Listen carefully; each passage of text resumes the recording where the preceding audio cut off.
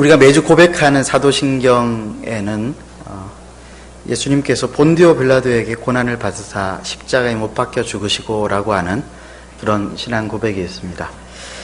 본디오 빌라도에게 고난을 받으사 성령으로 잉태되어 동정녀 마리아에게 나시고 난 다음에 바로 예수님의 생애에 대한 이야기가 전혀 나오지 않고 본디오 빌라도에게 고난을 받으셨다라고 하는 이 문장은 사실 빌라도 입장에서는 조금 억울한 측면이 없지 않아 있습니다. 왜냐하면은 이 사도신경의 라틴어 원문과 또 영어 번역에서는 본디오 빌라도의 통치 아래에서라고 하는 직접적인 뜻이 있는데, 우리 개역 성경에서는 그것을 본디오 빌라도에게라고 이렇게 뜻은 통하지만은 조금 오해할 수 있도록 그렇게 해석을 해 놓았기 때문에 그렇습니다.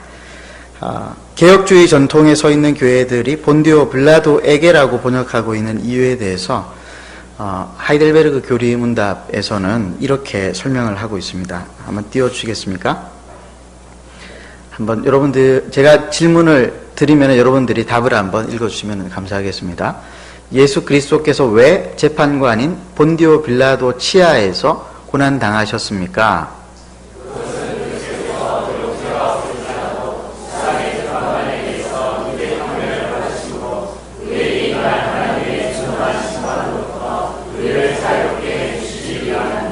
예, 이 설명을 보면은 사도신경의 이 표현은 하나님의 신적 법정을 대리하여서 죄와 무죄에 대한 선언을 고백하기 위해서 빌라도의 재판 법정을 끌어온 것이지, 예수님께 개인적으로 특별히 더 고난을 가한 사람으로 빌라도를 지목하고 있다라고 하는 것은 아니라고 하는 설명입니다. 칼빈도 제네바 교리문답을 통해서 이와 같이 설명을 하고 있습니다. 제네바 교리문답의 56문 보여주십시오. 56문, 57문 볼 건데요. 제가 질문하면 답해 주십시오. 왜 당신은 한마디로 그분이 죽으셨다고 말하지 않고 본디오 빌라도에게 관하여 말하며 또한 그에게 고난을 받았다라고 말합니까?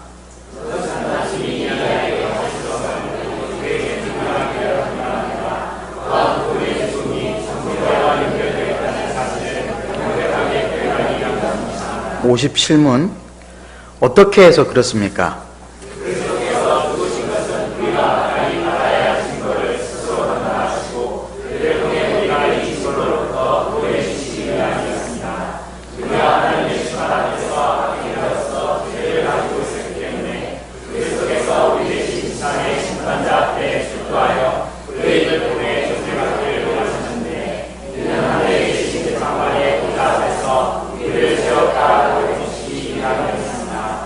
예, 이렇게 되면 이제 사도신경에 본디오 빌라도에게 고난을 받으사라고 하는 표현이 본디오 빌라도 한 사람을 지목하는 것이 아니라 본디오 빌라도를 통해서 이루어졌던 당시의 로마의 법정, 그 로마의 법정을 인용해서 예수님께서 무죄하신 것에 대한, 그래서 그 예수님의 죽으시는 것이 정죄와 관련되어져 있고 징벌과 관련되어져 있다라고 하는 것을 설명하기 위해서 2세기 초부터 사도들의 신앙의 고백에 이렇게 설명이 되어져 있습니다. 이런 엄밀한 해석에도 불구하고 우리는 성경을 보면서 빌라도에 대해서 안타까운 마음을 금치 않을 수가 없습니다. 왜냐하면 빌라도는 예수님을 어느 누구보다도 가까이에서 만났던 사람이요, 예수님과 대화를 주고받았던 사람이었으나, 그러나 그는 만왕의 왕이신 예수님을 그렇게 가까이 만났음에도 불구하고 구원받지 못했고 삶의 변화를 경험하지 못했기 때문에 그렇습니다. 우리가 성경을 통해서 아는 것처럼 예수님을 만나면은 반드시 삶의 변화가 찾아옵니다. 어떤 변화가 찾아옵니까? 생각의 변화가 찾아오죠. 습관의 변화가 찾아오고 행동의 변화가 찾아오고, 제일 중요한 것은 어떤 변화입니까? 인생의 목적이 변하게 됩니다. 요한복음 1장부터 13장까지 예수님께서 쭉 나열하고 있는, 요한을 통해서 말씀하시고 있는 바는 무엇이냐면은 모든 사람들이 예수님을 만나서 변화되고 하늘로부터 오는 축복을 받았다라고 하는 것들을 요한은 증거하고 있습니다. 그들은 예수님을 만나서 거듭남의 비밀을 깨달았습니다. 인생의 기적을 경험했습니다. 자신들의 인생의 목적이 바뀌었습니다. 수가성의 여인은 영원히 목마르지 아니하는 생수를 얻어 마셨고, 가늠하다가 현장에서 붙잡힌 여자는 예수님께로부터 죄 용서함을 받았습니다. 문둥병자는 나았고 나사로는 죽음 가운데서 다시 살아났습니다. 이렇듯이 예수님을 만난 모든 사람은 다 변하게 되어 있습니다. 그런데 이까지 설교를 하게 되면은 이런 의문이 들죠. 왜 내 삶에는 변화가 없는가?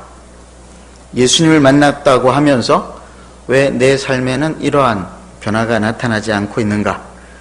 어떤 이유 때문일까요? 둘 중에 하나입니다. 예수님을 아직 진정으로 만나지 못했거나, 아니면은 예수님을 만난다라고 하는데 예수님이 누구신지를 모르고 만나고 있기 때문입니다. 사랑하는 성도 여러분, 분명히 성경은 이야기하기를 예수를 만나면은 삶의 변화가 반드시 찾아옵니다. 생각의 변화, 습관의 변화, 행동의 변화, 가치관의 변화, 그리고 인생의 목적의 변화가 생깁니다. 그런데도 예수님을 만났음에도 불구하고 변하지 못했던 사람의 대표적인 사람이 누구였냐면, 지난번에 우리가 보았던 가룟 유다가 대표적인 사람이었고, 오늘은 빌라도가 그러한 사람이었습니다. 가룟 유다는 자기 칼로 정치적 이스라엘 나라를 세우려고 하다가 망해버렸죠. 예수님을 팔았습니다. 오늘 빌라도는 그러면은 어떠한 이유로 예수님을 만났음에도 불구하고 그의 삶에는 변화를 찾을 수가 없었을까요? 28절과 29절 말씀을 한번 보도록 하겠습니다. 함께 읽겠습니다. 시작. 그들이 예수를 가야바에게서 관정으로 끌고 가니 새벽이라. 그들은 더럽힘을 받지 아니하고 유월절 잔치를 먹고자 하여 관정에 들어가지 아니하더라. 그러므로 빌라도가 밖으로 나가서 그들에게 말하되, 너희가 무슨 일로 이 사람을 고발하느냐? 빌라도는 예수님을 잡기 위해서 이미 가룟 유다, 그리고 대제사장, 그리고 바리새인들의 요청으로 로마의 군대를 허락했습니다. 그리고 밤새 전직 대제사장 안나스와 현직 대제사장이었던 가야바의 불법적인 예수님의 신문에 대해서도 방치했습니다. 그리고 새벽에 예수님을 데리고 총독 관저로 찾아온 유대 당국자들을 기다리고 있었어요. 새벽에 자다가 깨어 일어난 것이 아니었단 말이에요. 유대 당국자들이 뜬금없이 예수님을 붙잡아가지고 갑자기 빌라도에게 찾아와가지고 재판해 주시오 한 것이 아니라 이미 사전에 교감이 다 되어 있었고 짜여진 시나리오대로 지금 진행이 되어지고 있었다라고 하는 말입니다. 빌라도에 대한 그 역사적 기록이 많지는 않지만은 유대 사가였던 요세푸스에 의하면은 빌라도는 당시에 로마의 황제였던 디베리오의 셋째 딸과 결혼을 한 것을 통해서 유대 총독으로 온 사람이었다라고 합니다. 한마디로 하면은 낙하산이었어요. 낙하산의 특징이 있죠. 능력이 없어요. 그래가지고 왔지만은 사실 제대로 할 수 있는 일이 없었습니다. 그래서 빌라도가 로마에서부터 시작해서 유대 땅 예루살렘에 왔을 때에 굉장히 많은 어려운 일들을 많이 했습니다. 특별히 유대인들로부터 미움을 받았는데 소요와 밀란이 끊이지 않았고, 성전에다가 로마의 황제들의 성상을 가지고 오므로 유대인들로부터 미운 털이 단단히 박혀있던 그런 상태였습니다. 그러나 정치가로서의 능력은 부족했지만은 권력 의지는 굉장히 대단했대요. 보통 일반적으로 유대 총독으로 오면은 3년을 주기로 바뀌는데 빌라도는 10년을 이 자리에 있었다라고 합니다. 그런 빌라도였습니다. 유대 당국자들이 예수님을 고발했을 때에 자기들의 종교법으로 지금 예수님을 고발한 거 아니에요? 근데 빌라도는 어떤 조바심이 있었냐면은 이것이 밀란으로 이어지지 않을까 조바심이 있었습니다. 예수님으로 인해서 자기 권력을 잃어버리기를 원치 않았습니다. 그래서 그는 유대인들의 눈치를 굉장히 심하게 살폈어요. 방금 우리가 읽었던 본문을 보면은 그러므로 빌라도가 밖으로 나가서라고 되어 있죠. 총독 관저 안에서 재판을 하는 것이 관행입니다. 근데 유대인들이 지금 6월절을 준비하기 위해서는 이방인의 집에 들어가는 것이 이게 정결의식을 행하지 않고 이방인의 집에 들어가는 것은 율법에 걸리기 때문에 물론 이제 모세의 율법에 있는 것이 아니라 후대의 사람들이 만들어낸 율법이죠. 그래서 바깥에서 이제 그 빌라도에게 질문을 하고 이렇게 하는 거예요. 그러니까 빌라도가 고난으로 들어오라고 그러면 되는데 들어오라고 하지 않고 유대인들의 눈치를 살펴서 빌라도가 밖으로 나가서 신문을 하기를 시작을 했습니다. 빌라도가 한 말들을 우리가 한번 살펴보겠습니다. 29절 말씀 함께 읽겠습니다. 시작.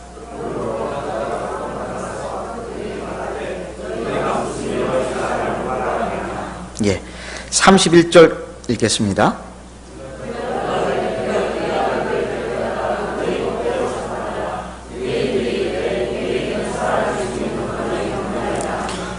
너희가 무슨 일로 이 사람을 고발하느냐? 너희 법대로 재판하라. 밤새 진행된 불법적인 신문을 통해 알 수 있듯이 유대인들은 예수님을 신성모독죄로 지금 죽이려고 하고 있었습니다. 그러나 당시 사형 집행권이 로마 총독부에 있었기 때문에 예수를 끌고 와서 지금 빌라도를 찾아온 것이죠. 이것을 빌라도가 몰랐을까요? 아니요. 그 내용을 다 알고 있었습니다. 그러나 빌라도는 이 사건에 큰 흥미가 없었습니다. 너희 법대로 너희가 처리하라. 빌라도는 이 사건을 자기의 권력을 유지하는 데 방해가 될 것으로 생각을 하고 크게 관심을 두지 않았습니다. 무관심 가운데에서 신문이 재판이 진행되어 나갈 때에 이 재판은 정의롭게 재판되지 않았습니다. 유대인들의 눈치를 보았기 때문에 그렇습니다. 유대인들의 눈치만 보는 빌라도에게 하나님 나라의 왕으로 오신 예수가 눈에 들어올 리가 없었죠. 그에게는 진리를 알 수 있는 그런 눈을 가지고 있지 않았습니다. 그래서 만왕의 왕이신 주님을 직접 지금 눈앞에 보고 그와 대화를 하고 있는데 전혀 그에게 관심이 없는 거예요. 여러분, 어떤 사람이 제일 화가 나요? 이야기를 하는데 건성으로 그냥 대답하는 사람, 나한테 관심이 없으면서 관심이 있는 척하는 사람. 지금 빌라도의 관심은 뭐냐? 어떻게 하면은 이 난국을 잘 극복해서 자기 권력을 계속 유지하느냐 이거예요. 진리가 무엇인지 하나님 나라가 무엇인지 빌라도는 지금 관심이 없는 것입니다. 그렇게 하다가 빌라도는 주님을 만나고도 영원한 생명을 얻지를 못했습니다. 여러분, 이게 대단히 중요합니다. 우리가 이 세상을 살아갈 때에 눈치를 잘 봐야 되는데 세상 눈치를 보고 살아갈 때가 많습니다. 사람의 눈치를 보면서 신앙생활을 합니다. 주님의 눈치를 보지 못합니다. 하나님의 눈치를 보지 못합니다. 세상의 눈치, 사람의 눈치 때문에 주님의 눈치, 하나님의 눈치를 보지 못하여서 영원한 생명에 대한 눈치를 채지 못하는 것이죠.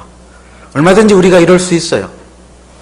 주님을 만나기 위해서 교회를 나오지만은, 그러나 교회 안에 이 자리에 예배드리러 나왔지만은 눈치가 없는 거예요. 주님의 눈치를 봐야 되는데 이 자리에 나오면 목사 눈치를 보는 게 아니고 장로님이나 권사님이나 집사님들 눈치를 보는 게 아니라 주님의 눈치를 봐야 되는데 여전히 세상의 눈치를 보는 것이죠. 사람의 눈치를 보는 것이죠. 자식의 눈치를 보는 것이죠. 주님을 눈앞에 두고도 주님을 예배한다고 하면서도 주님을 만나지 못합니다. 하나님 나라를 구한다고 하는데 계속해서 결과는 자기 왕국을 세워나가는 것입니다. 주님은 들러리로 서주기를 바라면서 말이죠. 얼마나 많은 사람들이 교회 안에 들어왔지만은 얼마나 많은 사람들이 주님과 하나님 나라와 전혀 상관없는 삶을 살아가고 있습니까? 그렇기 때문에요, 우리가 신앙생활할 때 정신을 똑바로 차리고 신앙생활해야 됩니다. 주님의 눈치를 살피면서 주님이 누구신지, 주님이 오늘 내게 무엇을 원하시는지, 주님이 어떤 말씀을 하시는지, 주님이 나로 하여금 어떤 기도를 하게 하시는 것인지 민감해야 돼요. 그렇지 않으면 우리는 빌라도처럼 유대인들의 눈치만 보다가 결국 자기의 권력도 붙잡지 못하고 쫓겨나게끔 되어질 것입니다. 사실 이 예수의 재판 사건에 대하여서 빌라도가 책이 잡혀가지고 나중에 로마 황제에게 불려가요. 결국 이제 그 총독의 자리를 내려놓게 되어지죠. 우리가 세상의 눈치를 바라보면서 또 주님의 눈치를 살피지 못하면서 어중간하게 신앙생활을 하게 되면은 영원한 생명도 얻지 못하고 세상으로부터도 아무것도 누리지 못하고 살아갈 수밖에 없게 되어집니다. 매주일 여러분 예배에 나올 때에 여러분 어떤 마음으로 나오십니까? 우리 주님께서는 교회가 신부요 자신을 신랑으로 비유하면서 신부가 신랑을 기름을 준비해서 기다려야 한다라고 말씀을 하셨습니다. 신랑을 만날 신부의 마음은 어떻습니까? 저는 신부가 되어 보지 않아서 모릅니다만은 신랑으로서 신부를 기다려 보기는 했습니다. 무려 7년을 기다렸죠. 어떤 마음입니까? 어떤 마음으로 나아갑니까? 단정하는 것입니다. 준비하는 것입니다. 기대하는 마음이 있습니다. 예배를 드릴 때 우리는 신랑을 만날 신부처럼 마음과 영혼을 단정하고 나와야 합니다. 그분을 만나서 아름답게 변화되어질 내 인생을 기대하고 내 삶의 한복판에서 나타날 하나님 나라의 회복의 변화들을 마음 가운데의 희망을 품고 예배 가운데 나와야 되는 것이죠. 기도 가운데 나와야 되는 것이죠. 어떤 마음으로 나오셨습니까? 여러분 옆에 있는 분들에게 질문 한번 해보세요. 그리고 답은 하지 마시고 어떤 마음으로 나오셨습니까? 어떤 마음으로 나오셨습니까? 어떤 분들은 오늘 예배에 은혜 받으면 어떡하나 하는 두려운 마음으로 예배에 나오는 분들이 있다고 합니다. 그런 분들이 많이 있대요.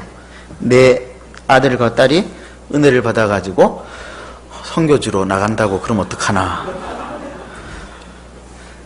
실제 그런 성도들이 있습니다. 죄송합니다만은 우리 중에 만약에 그런 분이 있다면 그분은 아직 주님이 누구신지 하나님 나라가 무엇인지를 알지 못하고 날마다 주님을 만나겠다고 찾아오는 사람일 것입니다. 얼마든지 그렇게 신앙생활할 수 있습니다. 빌라도가 그렇게 살았습니다. 사랑하는 성도 여러분, 빌라도는 만왕의 왕이신 예수님을 자기 눈앞에서 만났음에도 불구하고 일생일대의 변화의 기회를 붙잡았음에도 불구하고 주님을 몰랐기 때문에, 하나님 나라가 무엇인지를 몰랐기 때문에, 그는 무지했기 때문에 변화의 삶을 체험하지 못했던 것입니다. 그는 예수님에 대해 너무 무지했어요. 내가 유대인의 왕이냐? 내가 무엇을 하였느냐? 질문했을 때에 예수님께서 하나님 나라에 대해서 말씀을 해주셨습니다. 36절 말씀 함께 읽겠습니다. 시작.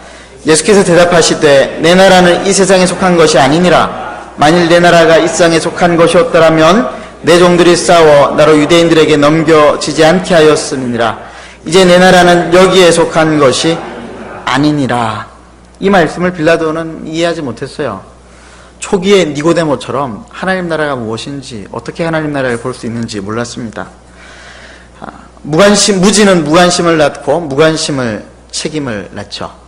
예수님께서는 공생의 기간 내내 하나님 나라가 가까웠으니 회개하고 믿으라라고 말씀을 하셨습니다. 하나님 나라의 복음을 증거하셨어요. 근데 세상에 사는 사람들은 사실 그 말이 무슨 말인지 알지 못하죠. 심지어는 교회에서 예배를 매주 드리는 사람들조차도 하나님 나라가 뭘까 궁금해하는 사람들이 많이 있습니다. 로마서 14장 17절을 보면은 하나님의 나라는 먹고 마시는 것이 아니라 성령 안에서 의와 평강과 기쁨이니라 라고 사도 바울이 이야기했습니다. 한번 따라해 보십시오. 하나님의 나라는 먹고 마시는 것이 아니라 성령 안에서 의와 평강과 기쁨이니라. 이 말씀이 더 어려운 말씀인 것 같아요. 그렇죠? 로마서에 배경이 있습니다. 사도 바울이 이 말씀을 하게 되어진 배경. 로마 교회 안에 문제가 생겼습니다. 믿음이 강한 사람과 믿음이 약한 사람들, 또 다양한 문화권 속에서 신앙이 성장한 사람들 간에 자기들의 먹고 마시는 습관과 전통이 다른 것으로 인해서 분쟁이 생겼어요.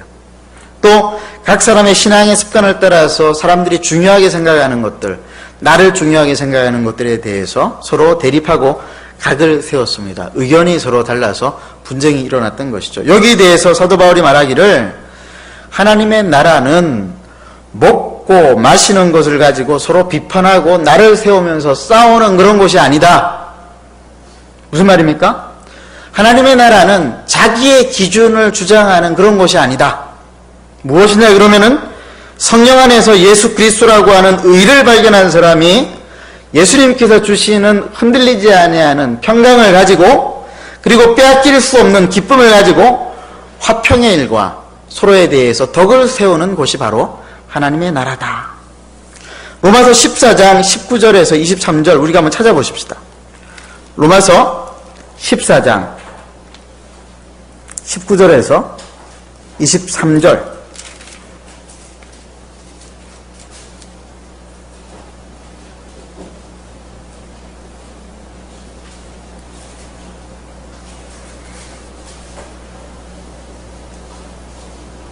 함께 읽겠습니다. 시작.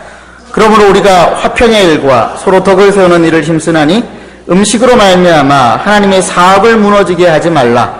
만물이 다 깨끗하되 거리낌으로 먹는 사람에게는 악한 것이라. 고기도 먹지 아니하고 포도주도 마시지 아니하고 무엇이든지 내 형제로 거리끼게 하는 일을 아니함이 아름다우니라.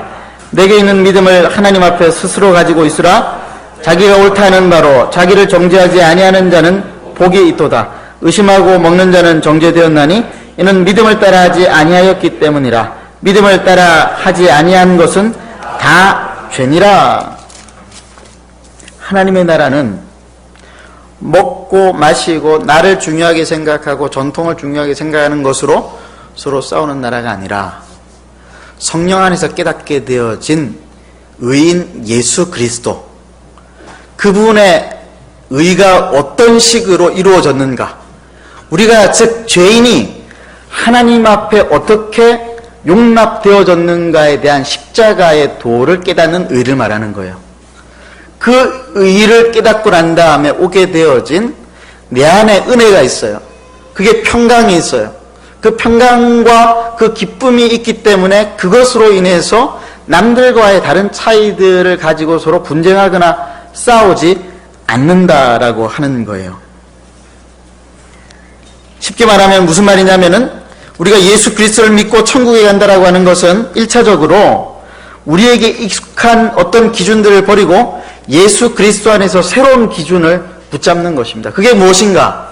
성령 안에서 의와 평강과 희락이에요. 그 안에서 덕을 세우고 형제를 용납하고 형제를 세우는 것입니다.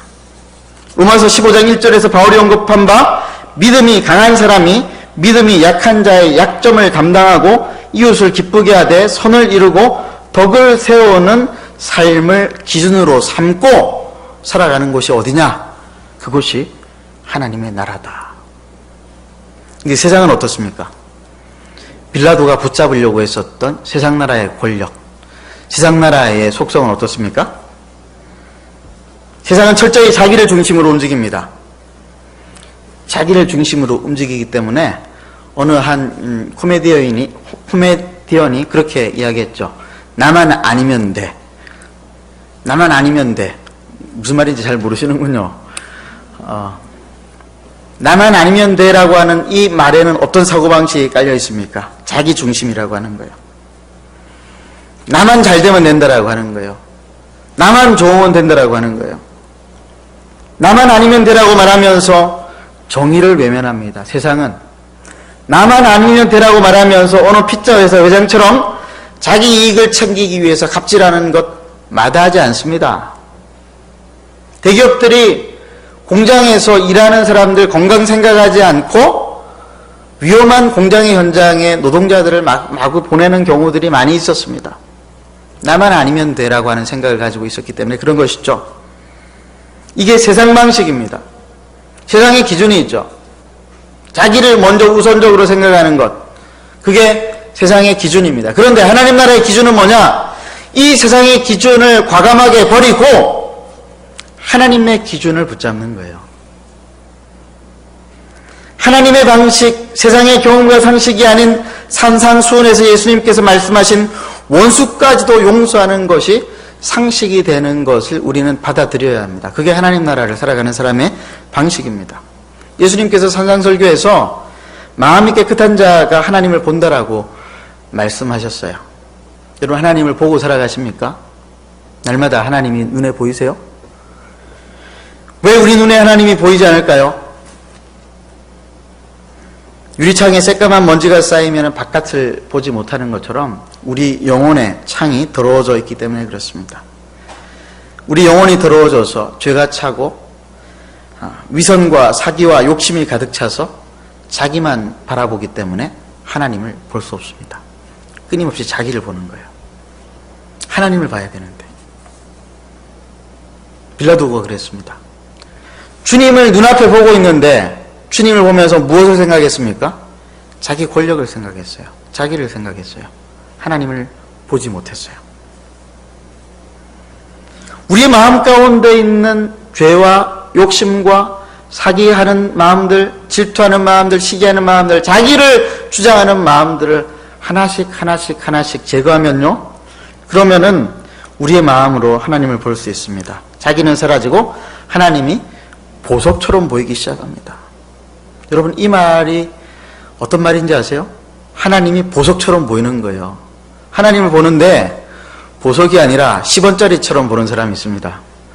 10원짜리 여러분 가지고 싶은 마음 드십니까? 그렇지 않죠. 물론 1980년도 10원짜리는 가치가 30만 원인가 그렇대요. 그런 10원짜리는 자주 이렇게 살펴보십시오. 그런데 10원짜리는 잘 안 보죠. 보석은 어떻습니까? 보석은 눈을 반짝이고 보게 됩니다. 우리가 하나님을 보석처럼 보아야 합니다. 우리가 하나님을 보배처럼 바라보아야 합니다. 하나님의 눈치를 추상처럼 살피면서 우리는 신앙생활을 하면서 살아야 합니다. 그러면은 우리 마음에 성령이 보이고 그리스도의 보혈로 피로 깨끗이 우리의 마음에 씻겨져 어린 양 예수가 보이고 우리 인생을 주관하시는 하나님이 보이기 시작하는 것입니다. 그렇게 우리 눈에 맑은 하늘처럼 아주 청명하게 하나님이 보이기 시작하면은 어떤 일이 일어납니까? 죽었던 영혼들이 살아나요. 무기력한 신앙생활에 힘이 솟습니다. 지루하고 의미 없고 허탈하던 인생이 빛을 발하기 시작합니다. 왜 우리가 매너리즘에 빠지고 신앙생활을 하고 기도를 하고 예배를 드리는데 우리 삶에 변화가 없고 왜 우리 마음 가운데 하나님이 보이지 않는가? 하나님을 제대로 보지 못하고 있기 때문에 그런 거예요. 날마다 하나님을 보고 살아가십시오. 여러분들을 바라보면 안 됩니다. 우리 막내딸이 지난주에 할렐루야 아멘 이렇게 했는데 시켜봤더니 안 되더라면서요. 예, 부담 주지 마세요. 하나님만 바라볼 수 있도록 도와주세요. 요즘 저희 막내딸이 자주 하는 말이 내 거라고 하는 말이에요. 내 거. 아빠 거야. 그럼 내 거. 엄마 거야. 그럼 내 거야. 근데 조금 상태가 나아지면요, 눈치를 슬슬 보면서 뭐라고 하냐면은 이거는 아빠 거? 이제 아빠 거라고 이렇게 지명해 주지 않아요. 아빠 거라고 질문을 하는 거예요. 내 거고 싶은데 아빠 거지? 이렇게 하는 거예요. 이건 엄마 거? 이거는 언니야 거? 이렇게 이야기합니다. 여러분, 하나님 나라는 하나님의 눈치를 보면서요, 내 거 하는 것이 아니라 이거는 아빠 거, 이거는 엄마 거, 이거는 친구 거, 이거는 하나님 거. 분별력이 생기는 거예요. 아이가 자라면서 분별력이 생기는 것처럼.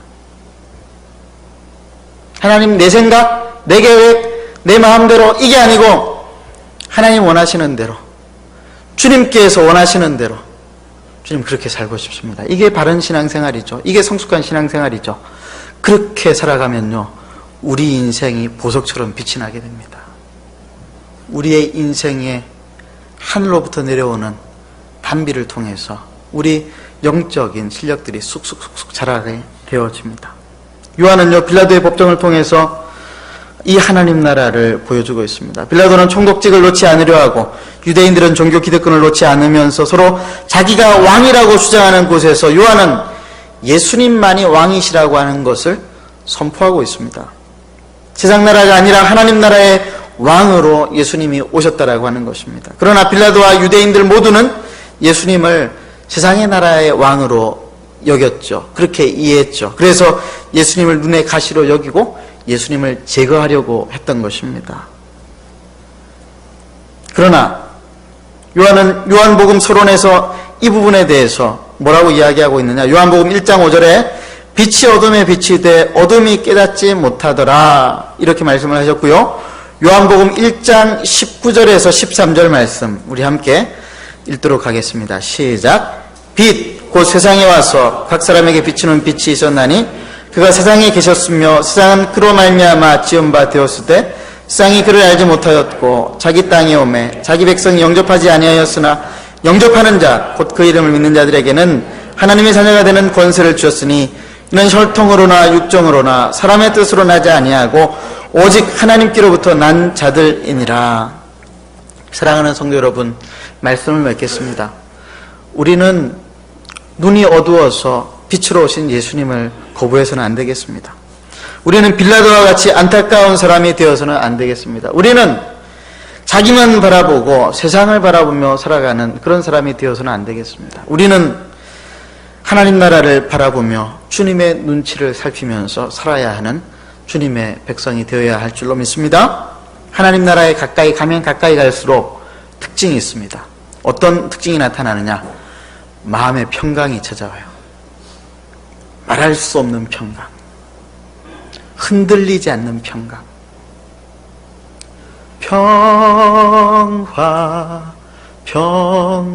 평화로다. 평화. 주님이 우리에게 주시는 평화가 우리를 흔들잖아요. 하나님 나라가 가까이 다가오면은 우리의 상황이 아무리 흔들려도 우리 마음이 흔들리잖아요. 사람들이 나를 얼마나 괴롭히고 흔들어대도 내 마음이 흔들리지가 않아요. 성령 안에서 의와 평강과 희락이에요. 여러분은 성령 안에서 의와 평강과 희락 가운데 살아가고 있습니까? 왕 되신 예수님 앞으로 나오십시오. 하나님께서 주시는, 예수께서 주시는 변화의 기쁨을 경험하십시오.